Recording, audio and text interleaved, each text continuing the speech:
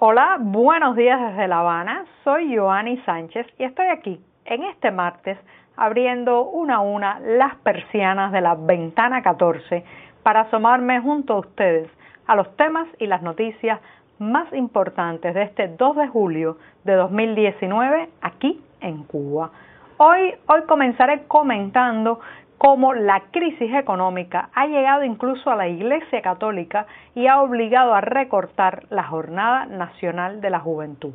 Por otro lado, la mensajería instantánea ha abierto nuevos espacios para la confluencia y el intercambio en la sociedad civil de esta isla. Mientras tanto, la estatal cubana de aviación sigue bajo presión y sobre todo bajo problemas, porque un vuelo de esta aerolínea ha regresado a La Habana tras perder el sistema de navegación. Y por último, el presidente de Angola ha recibido la Orden José Martí y les comentaré cuál es el historial de la máxima distinción en Cuba.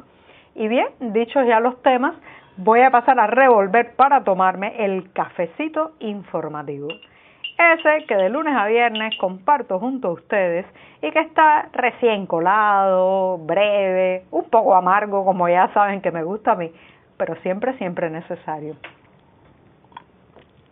Y después de este primer sorbito del martes, les recuerdo que pueden ampliar todos estos temas en las páginas del diario digital 14 y medio que hacemos desde aquí, desde dentro de Cuba. También advertirle a los lectores que viven en territorio nacional que deben utilizar proxies anónimos o servicios de VPN para poder entrar a nuestro sitio debido a la censura en los servidores nacionales. Dicho esto, voy a pasar al primer tema que ya les anunciaba está relacionado con la Iglesia Católica. Normalmente, de manera tradicional, en el verano, pues la Iglesia organiza una serie de actividades y en este 2019 correspondía a la Jornada Nacional de la Juventud que iba a congregar a jóvenes de todo el país, jóvenes católicos que a lo largo de la isla pues se iban a congregar finalmente en el Santuario del Cobre en la provincia de Santiago de Cuba y allí iban a tener unas jornadas de reflexión,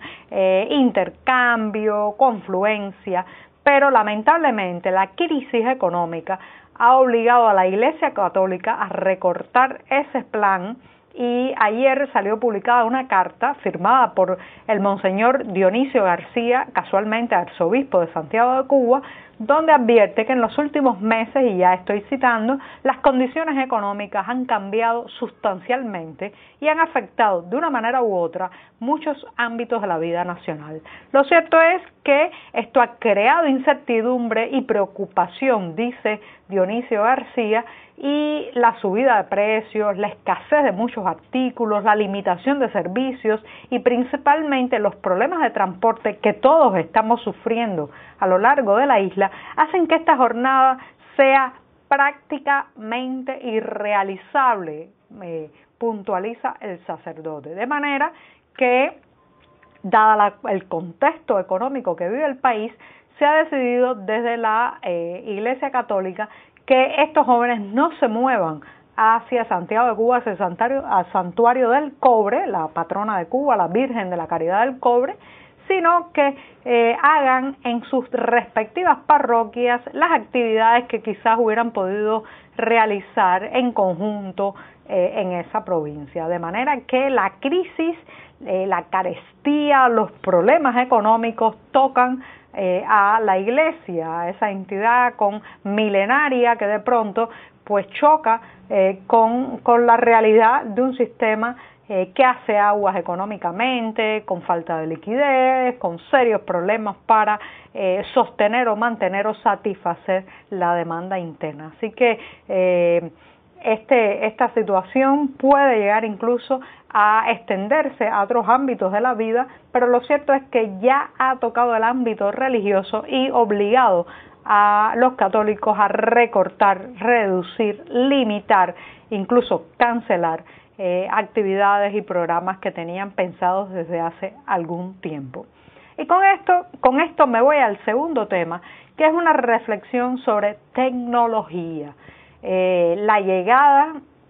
de la navegación web, la navegación por internet a los móviles cubanos en diciembre pasado, está cambiando mucho el panorama de cómo se comunica la sociedad civil. Y como sociedad civil estoy hablando de un amplio espectro, no solamente de grupos opositores de línea partidista, estoy hablando también de activistas, estoy hablando de gente común, estoy hablando de mercado negro, estoy hablando de toda una serie de comunicaciones que antes tenían que hacerse muchas veces en una neolengua o de forma solapada para lograr burlar los controles oficiales, pero que ahora están explayándose, viviendo de alguna manera a través de la mensajería instantánea. Y esto ha generado también un reto, y es el reto entre el uso de WhatsApp, sistema de mensajería instantánea muy popular a nivel internacional, y otras formas como Telegram, Signal, que permiten quizás para el usuario una mayor garantía de seguridad o al menos más prestaciones. Lo que está ocurriendo es que todo ese diálogo, toda esa conversación que no se puede tener en el mundo real, porque ya sabemos que el derecho a la asociación y a la libre expresión está bastante limitado en Cuba, pues todo ese diálogo se está dando a nivel de mensajería instantánea. Y es muy interesante lo que está pasando, un fenómeno muy rico, porque lo mismo se están vendiendo productos a través de Telegram y WhatsApp, comprando o intercambiando casas a través de permutas, que hablando de activismo, derechos humanos, política y cuestionamiento a pues las decisiones de la alta jerarquía, las autoridades cubanas. Así que si usted quiere zambullirse en la realidad cubana actual, no puede dejar de la mano la mensajería instantánea. Allí probablemente se está dando una Cuba sin mordaza, una Cuba mucho más intrépida, una Cuba mucho más valiente, una Cuba mucho más real. Y bien, dicho esto, voy a pasar al tercer tema, que tiene que ver con Cubana de Aviación, nuestra aerolínea estatal, un monopolio que lamentablemente está viviendo momentos de crisis. Les recuerdo que el 18 de mayo de 2018 un avión regentado por Cubana de Aviación, aunque alquilado a una empresa mexicana, se precipitó en tierra cerca del aeropuerto José Martí de La Habana y murieron 112 personas. Solo hubo una sobreviviente con graves daños para su salud. Pues bien, el Cubana de Aviación no ha logrado recuperar el ritmo.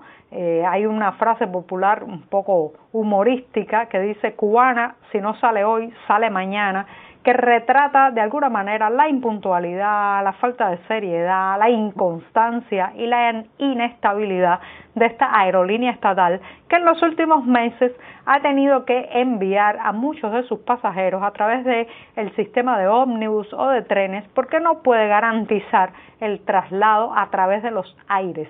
Pues bien, lo último que hemos sabido es que esta vieja flota de aviones ha tenido un nuevo revés, y este lunes el vuelo de Cubana de Aviación con los números 1460 ha tenido que regresar al Aeropuerto Internacional José Martí de La Habana tras perder los sistemas de navegación en un vuelo que afortunadamente no llevaba pasajeros, porque era un vuelo destinado a trasladar esta nave a ser reparada en Canadá. Bueno, en Canadá iba a ser una escala técnica, de ahí iba a Rusia, donde finalmente se supone que iba a recibir algún tipo de mantenimiento. Lo cierto es que alrededor de las 15 horas después, antes de haber cruzado o durante el territorio, la costa de Estados Unidos, la nave perdió el sistema de navegación y la tripulación tuvo que ser dirigida desde el Centro de Control de Tráfico Aéreo de Miami para poder regresar al aeropuerto de Varadero. Es muy interesante porque esta es una información que ha sido dada por sitios extranjeros, sitios sobre todo que se dedican al monitoreo de aviones, pero no se ha dicho una sola palabra en la prensa oficial. La aerolínea cubana va en picada, va en retroceso, tiene muchos problemas técnicos, pues se estima que esta flota está compuesta por dos ATRs, un ATR 42500, de este modelo, uno de 72200 y también pues un Il-96, pero el resto son naves arrendadas.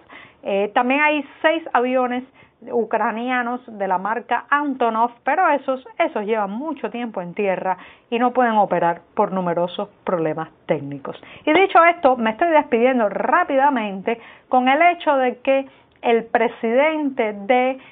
Angola, que como les contaba en el programa anterior, llegó a Cuba el domingo pasado. Estamos hablando de João Manuel Gonçalves Lourenço, el sustituto o la persona que llegó al poder después de José Eduardo dos Santos, un gran amigo y camarada de Cuba. Ha recibido en La Habana de manos de Raúl Castro la Orden José Martí, la más alta distinción que entrega oficialmente este país. Pero ¿es la distinción José Martí una medalla o un regalo que está limpio en su pasado, que tiene un historial impoluto? Para nada. Recuerden que esta es una orden que se le entregó a Leonid Ilich Brezhnev, a Nicolás Ceausescu, a Todor Zhivkov, también a János Kadar, a Mengistu Haile Mariam, a Robert Mugabe, el impresentable dictador africano, y a Jens Sarin, además de Erich Honecker, el alemán. Así que es una distinción bastante enlodada por las conveniencias políticas y por haber terminado en la solapa de muchísimos impresentables, muchísimos dictadores y muchísimas figuras que no se merecen tener colgado en su historial el nombre de José Martí. Y bien, con esto me despido. Hasta mañana.